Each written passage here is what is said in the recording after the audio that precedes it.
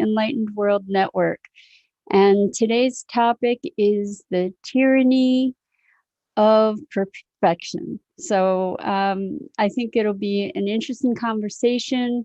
We tend to create this notion, this idealized notion of perfection, and then torture ourselves for not living into it and stop ourselves from doing things because of it. And so we get to look at that dynamic today. But before we get started, let's just take a moment to get settled in and take a deep breath in through your nose and hold it. And let's imagine clean, crisp oxygen just flooding into your lungs, into your bloodstream, nourishing every cell and every organ in your body, bringing vital life energy. And as you exhale, exhale any tension, any stress. And now let's take another deep breath in through your nose and hold it.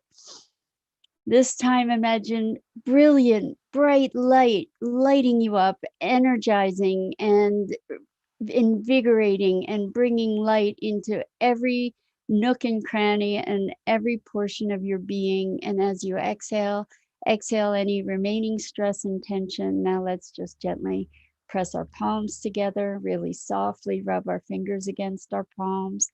Feel this tingling and the tickling and the softness, and allow yourselves to become present right here, right now. Welcome, welcome, welcome. I'm excited to get started with this chat, but I'm experiencing a little bit of technical difficulty that I didn't realize until I actually went live. So I need to remedy this because I really, really, really want to see your comments. And right now I can't. So if you'll be patient with me, I'm going to have to put in some information to sign into this awesome application that we are using called Restream that allows me to see everybody's comments from YouTube and Facebook and all over the place. So just hang in there with me for a minute here while I get this taken care of. It shouldn't be but a minute. And we get to, so it's funny, isn't it, that today's topic is perfection. And here's how we get to navigate unexpected situations, right? That we would consider other than perfect. So this is so funny. Now I'm looking at having to verify parking meters to verify that I'm a human. It's not letting me log in. This is, I'm sorry, and I hope you'll just hang in there with me. It should just take a minute. There we go. Okay, so crisis averted. And thank you for your patience. I should be able to see your comments now. So let's talk about perfection and how perfection, like we use it tyrannically on ourselves, you know, where we torture ourselves and others based on this notion that we fabricate of perfection. So if you guys have logged in to say hello, I missed it and I should be able to see it now if you want to say hi again so I know you're here. But anyway, I welcome you. I'm glad to be here with you. And so I, as a recovering perfectionist, I know that one of the things that I used to stop myself from doing things in the world was this idea that I wouldn't be able to do it perfectly. And so why even bother? If I couldn't do it perfectly, why bother? And that's just craziness, right? I mean, we never would have learned to walk if we stopped ourselves before we started because we might fall and skin a knee, right? We just started walking. And as adults, I had a training center, an Adobe software training center, teaching Photoshop and Illustrator and all kinds of other design and development software for 18 years. And I taught adult learners. And teaching adult learners is a whole different ballgame than teaching kids, because adults have this notion about having to be perfect or having to do it right. And so being in the space of not knowing or tripping and falling, or the awkwardness and the insecurity of moving into something that's unknown, which is kind of a theme lately this week, is very daunting for a lot of adults, and they don't allow themselves the space to move through the learning process. So actually learning is a skill in and of itself, and what we learn with learning is that we get to do what I call fail forward. And when we think of the notions of success and failure, those are also constructs. Those are ideas that we create as to what is success and what is failure. And we also measure against this fabrication that we call perfection. And it's so interesting. I had a wonderful session with a client yesterday, where the outcome for the session was that they decided that they were going to allow themselves to be human. And it's really interesting to look at how our notion of perfection kind of is a denial of our humanity when we imagine perfection to be some kind of unachievable pinnacle of performance, and then we measure ourselves as against that construct, and typically we end up falling short because it's not a realistic measure for living. If we're always in a position to have to be doing something perfectly, we will do nothing because we can't achieve that. There may be moments of that ideal, but what if we look at perfection as the way that things are? If we can allow that we are perfectly imperfect and imperfectly perfect, if we can allow ourselves to wrap our heads around manipulating this construct so that it leaves room for us to breathe and be and express and explore and stumble and get up again. And that's what life is. Life is not about doing it right. Life is about living it, and all the perils and pitfalls and all the triumphs and treasures and the ups and the downs, the ebbs and the flows, the waves of change and contrast. And that's really what life is embracing that vast spectrum, not just trying to live on one end or not just revering one end of that experience as the part that's valued.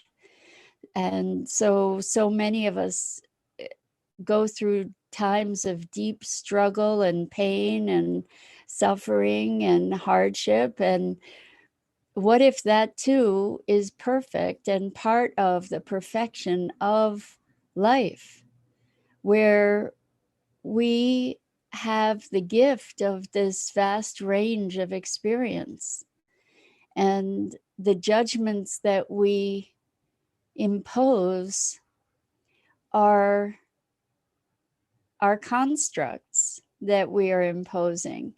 And we get to choose whether those constructs are life affirming or if they are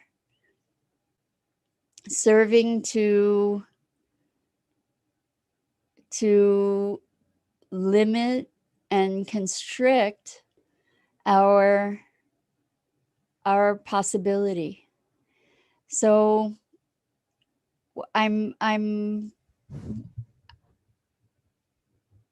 I just, it just occurred to me that there might be, no, I'm not seeing your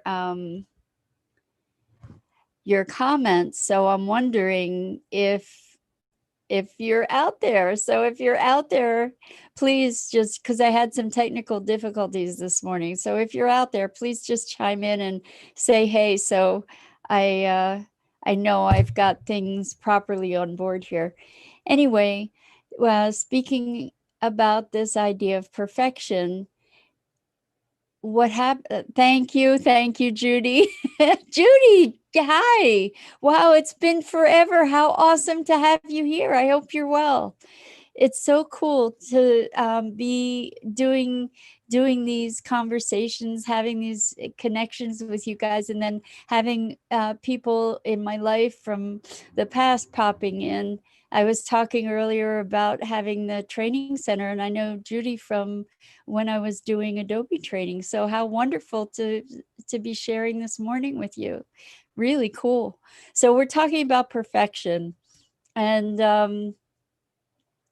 I know that when we find ourselves imperfect, sometimes when we make mistakes, one of the initial responses to the experience of making these mistakes is with shame. And I miss you too, Judy. So good to see you, hear at least see your words and your name. So when we don't achieve the measures of accomplishment or performance that we think we should, big air quotes around should, achieve, then we often respond with shame and disappointment and self-judgment and and beat the heck out of ourselves because we didn't meet a certain standard that we believe we should have met, and or that other people believe we should have met. And it's interesting that when we talk about perfection, we are also talking about judgment of self and others. We're talking about constructs, right? We're talking about this notion of should. I just got another message to say, yes, we're in Facebook. Good. Thank you, Irma. I appreciate it. I don't see you on my feed here, but I do. I did just get your message. So thank you for that. I feel reassured. Anyway, as we're talking about perfection, it's really a conversation about judgment. And unless when we're striving for perfection, it is a conversation about judgment, because we're creating the scale against which we're judging what perfection is. When we connect to the perfection of existence, like if there is a deep sense of gratitude and presence, and that's a whole different story. That's a whole different conversation. If we can recognize the perfection in all things, that's the purest form of acceptance, right? Is to be present to the magic and miracle that life is in and of itself. And I love playing with these ideas where there's a counterpoint, right? Normally, there's Irma. Welcome. Good morning. So glad to have you here, and so glad to be here with everybody sharing this. And I think so many of us brutalize ourselves with this whole notion of perfection and performance. And we all, I am not in any way decrying the desire to be the best that we can be. However, on the path to being the best that we can be, good morning, Tammy, welcome. So glad you're here. In the path to being the best we can be nurturing and encouraging, or we can be punishing and critical. And I think that we are probably more conditioned culturally to be punishing and critical than we are to be encouraging of ourselves. And when we think of achieving perfection in our lives or in our performance or in our pursuits, then we can often derail ourselves before we even get started. Like, I'm not going to bother trying to learn to play the piano because I'll never be a concert pianist. That's such a crazy correlative conversation. I mean, it's a crazy correlation. It's like, what does learning to play the piano have to do with being a concert pianist? And why should I be comparing myself to that level of performance if I have a desire and drive to learn to play the piano? One thing really has nothing to do with the other. It's kind of like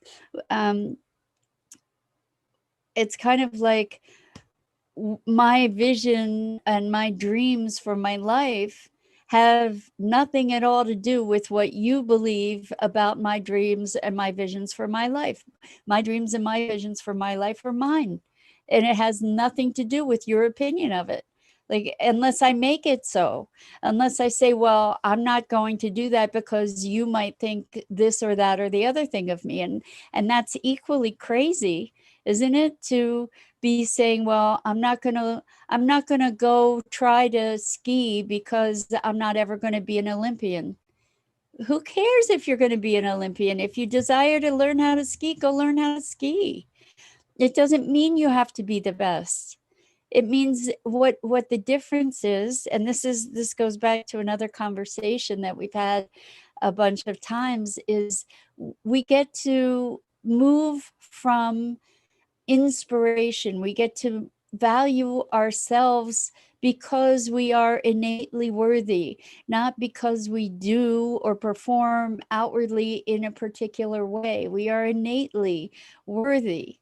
And whether I'm a good skier or a bad skier, or a bumbling skier or a high performance skier, doesn't make me any better or lesser of a person.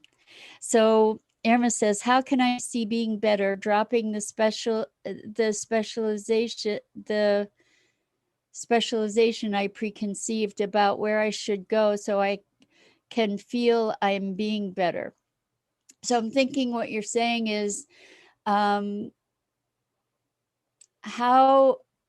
can I improve without having a higher standard? And I think that we can have a vision of where we want to get to. We can have an intention, of improvement, and we can have that without judging ourselves for not being perfect. For we can be improving, we can be growing, we can be recognizing our evolution without shoulding ourselves, without telling ourselves that we should be at a different place, or we should be performing better, or we should be doing something other. So it's interesting in your sentence, Irma, you said should, where should I get? So the thing is that if we're in process, and this is really like one of my major themes, is to, yes, Irma says, I like the word improving. Yes, improving, growing, evolving, awakening. The thing about all of those words is that they're well, improving is kind of a judgment word, actually, but as I am learning something, I can see improvement, or I can see where my skills are getting stronger. So I guess we can let the word improving slide. But, we have the opportunity to be ever evolving. And we can imagine that as we're evolving, we're improving.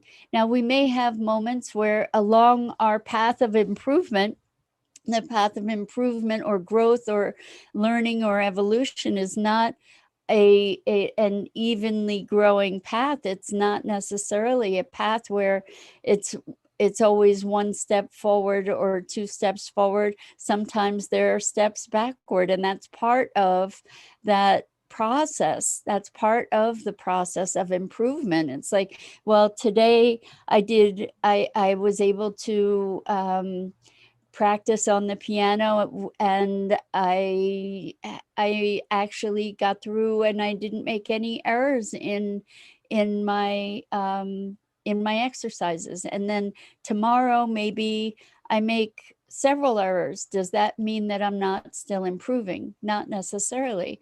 What happens is, when we learn, is we gather information, we have a grasp of it, we then maybe retrace, or what happens is it's getting deepened in our awareness. Then we surface some places where we're not as sure in our knowledge, and it looks like we're backsliding, but that's not necessarily true. And so the path to learning and improvement is not a straight line. And so the idea here with this conversation around perfection is to enable ourselves the gift, or to give ourselves the gift of grace and appreciation and encouragement and forgiveness, even sometimes when we do something that we feel ashamed of because we should have behaved differently. There's that word should again. We feel shame. And what we get to do is to find a place of acceptance, understanding, forgiveness, appreciation, recognition, and to learn from that moment. Oftentimes, the degree of shame that we feel or disappointment that we feel is a way that we can learn that we don't want to do that same thing again, perhaps. This is not in the context, for instance, of playing the piano or learning a language, or stepping up to the plate in living your vision in the world. This is more like if you've done something that you feel ashamed of, carrying that shame is not going to be a positive thing for you. However, that initial experience of shame may be such that it is an opportunity for you to learn that you don't want to do that again, and to look for different paths of behavior. And oftentimes, and it's unfortunate, but it seems to be in an important part of human nature for a bunch of us, is that we learn through pain sometimes. Pain can be a tremendous teacher. And so when we've done something that we feel ashamed of, it's because it's not in alignment with our truest values. When we get to feel that pain, hopefully the next time we encounter a similar situation, we get to make a different choice.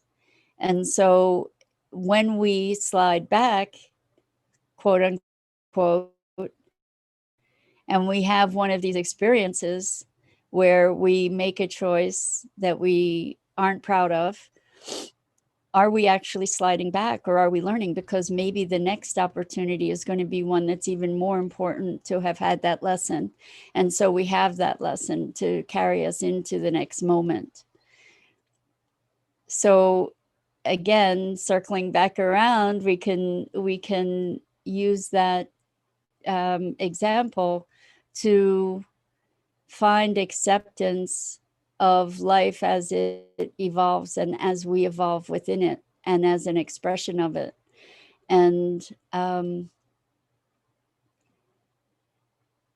if we can find a place from which we can allow our perception and experience of our life to be perfect in its imperfection, in its perceived imperfection, then that may open the door to greater acceptance of ourselves and of others. And I don't mean acceptance in terms of complacency. I mean, we need to accept where we are, what is, in order to be able to move to the next place. And otherwise we kind of stay stuck. So good afternoon, Hope. Welcome to have you here. It's great to see you back.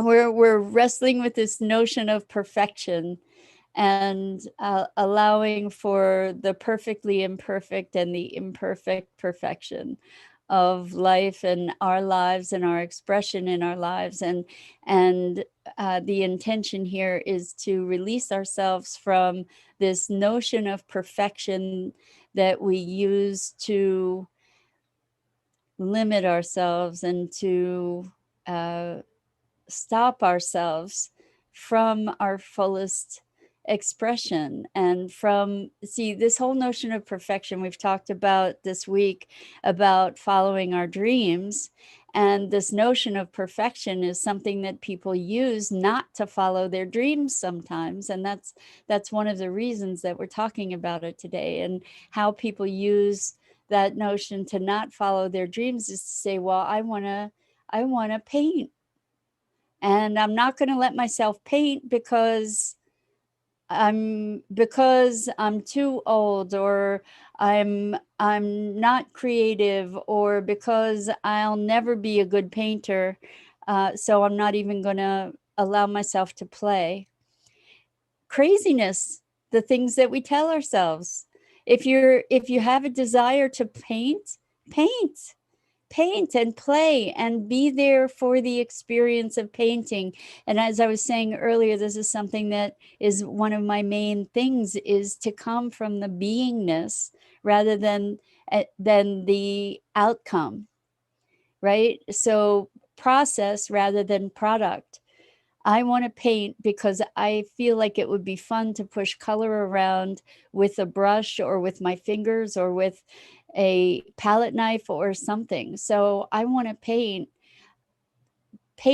because paint for painting, not for the result, not to make something that is going to hang in a museum. Paint because it's coming from your heart, and be connected to the process rather than the product. And this notion of perfection that we apply to ourselves in terms of learning and evolving in life is one that is very much tied to product rather than process, because the process of living is messy.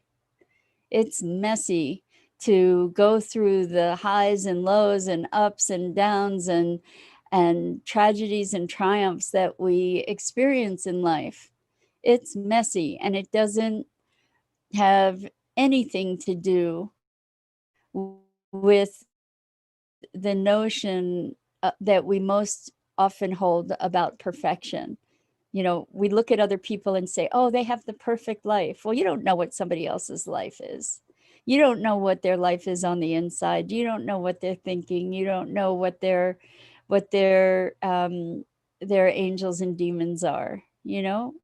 What you're doing is you're projecting your notion or your perception or your interpretation of what you see, and you're projecting it as their experience and then comparing yourself to them, right?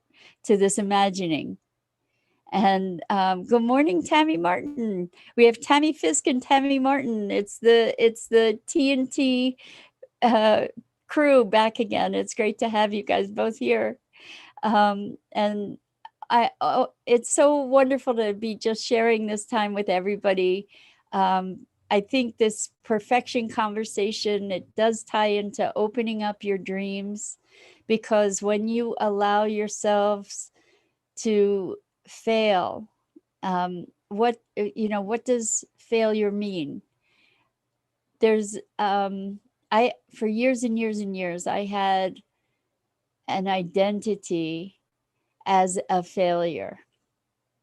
Growing up in my family, there was a lot about failure, and I felt like I was a failure. I believed that I was a failure, and when you believe that you're a failure, um, there are a lot of things that you're not going to even bother to try, right? Because you're a failure.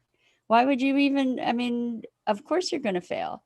And identifying with the notion of being a failure is a self-fulfilling prophecy, because whatever you try, you're going to fail, right? So one of the things that I got to do was to redefine my notion of what failing meant. And what I realized, and this is something that I coach people in, is fail fast, fail forward. And what does that mean? It means, like, find out what doesn't work so that you can find out what does work. The more we find out what doesn't work, the more likely we are to find out what does. You know, we've heard of Edison discovering more than 200 ways to not create a light bulb. And so if we learn from our failures, their failure with a small f, in other words, it's just like, it's feedback. Failure is feedback, and that's really all it is. And it's only failure if you quit. Okay, so it's kind of like, as long as you get up one more time, then you get knocked down, then it's not failure. So Tammy says the expectation of family is one we need to discard and set our own path. Absolutely, Tammy. So you make a really good point about how much our notion of success and failure and perfection and goodness and achievement, etc., is something that we inherit without even being aware of from our families. So we grow up in an environment and we believe that the things that we learn and we know within that context are the way that things are, because that's all we know. So we don't have a reference point and a point of comparison. And so what you're talking about, Tammy, is getting to what I call a meta level, where we kind of get to step back and say, wow, what are the operative beliefs here? What are the operative ideas? What are the operative judgments that are going on here? And actually bring them to conscious awareness. And then when they're in conscious awareness, we have the ability then to question them and to recognize, wow, I adopted that. Like this whole failure thing, it was from other family members. It wasn't about me. And I internalized it. And so we get to look at, holy moly, look what I did. Look what I allowed myself to believe without even ever questioning it. And so I encourage you to question your notion of perfection, especially when you apply it to yourself. And until you can allow yourself to be perfect in your imperfection, or just discard that whole conversation completely, um, maybe you can keep looking and evaluating and massaging that whole notion, and provide yourself with greater freedom to be able to make mistakes, because nobody is ever going to try or attempt or reach for anything grand if you're afraid of making mistakes. So I was talking about adult learners. Adult learners have a greater aversion to making mistakes than kids do, right? And because they're trained into being expected to do everything right, to do it right the first time or the second time or the 10th time, to do it right. And because adults are trained into doing things right, there's shame and upset around messing up. Well, guess what? Here's a news flash. We're human beings. We all mess up. That's part of being a human being. And it's how we integrate and recover from and evolve from where we mess up, that really reflects our, well, it's all part of life. I was going to say reflects our character, but the thing is, it's all part of life. It's all part of life. And like I said, it's messy, and perfectly messy at that, right? So I hope you've had fun with this. I have, and I wish you joy in finding the value of the lessons that we learn through our quote unquote mistakes and failures. And Roslyn, good to see you here today. She's replying to Irma, forgiving self is freeing the self from social pressures.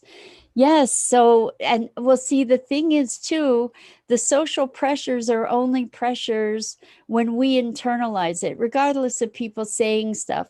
People can be really, people can be wonderful and people can be terrible to each other. And social pressures where people are telling you how you should be, whether they're telling you or not, it's only pressure if you receive it. If you receive that maybe their perspective has merit, and it may, but if you're choosing to do something, don't do it because you feel pressured. Do it because you're choosing to. You may choose to say, well, the consequences of doing that thing are less than the consequence of having to listen to all these people uh, expressing their opinions. You may choose to do that and um, do it that way, rather than saying, because I'm being pressured. It's actually a choice. So we covered a lot of ground. We covered perfection and failure and choice and vision and dreams and learning and humanity.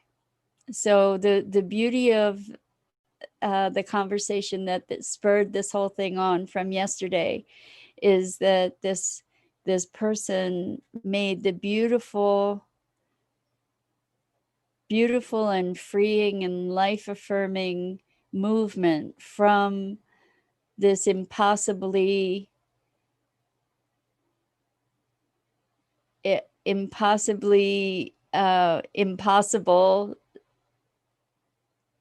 measure or standard of perfection to recognize their own humanity and to receive and accept their own humanity, and to know that they to give themselves to be a human being. And as human beings, part of our job is to mess up, recover, fall down, get up.